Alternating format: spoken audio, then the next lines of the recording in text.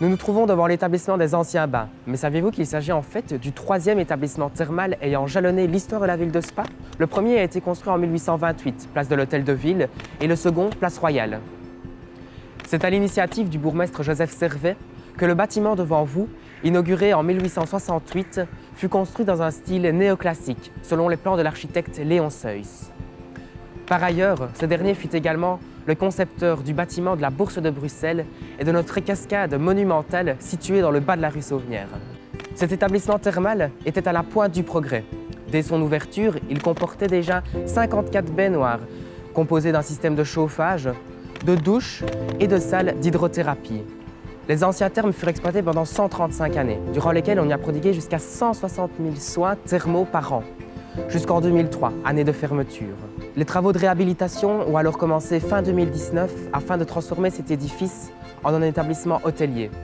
Les bains de Spa furent reconnus dans le monde entier pour la pratique des bains de tourbe récoltés dans les fagnes afin de soulager les rhumatismes et les bains carbogazeux faits avec l'eau de nos sources dans les célèbres baignoires en cuivre pour soigner les maladies cardiovasculaires et l'hypertension artérielle.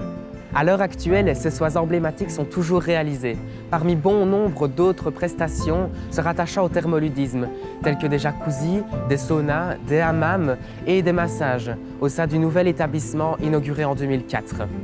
Celui-ci surplombe Spa, depuis la colline d'Annette et Lubin, qui porte le nom d'un couple de jeunes bergers, d'un conte créé en 1761 par l'écrivain français Jean-François Marmontel. À cette histoire a été associé un couple, Marie Smith et Gilles de Walde, qui habitaient réellement une cabane qui deviendra une auberge au sommet de la colline spadoise. C'est là, à 80 mètres de hauteur, que l'architecte liégeois Claude Strobel conçut les nouveaux thermes accessibles depuis le centre-ville par un funiculaire. Ce quatrième établissement thermal, prenant la forme d'un coquillage, comporte 800 mètres carrés de bassins intérieurs et extérieurs remplis d'eau minérale provenant de la source naturelle Clémentine.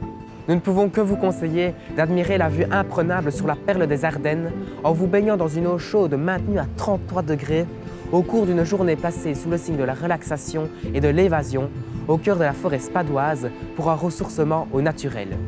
Il fait bon vivre à Spa. Notre ville thermale historique n'a cessé d'évoluer sans pour autant délaisser son passé.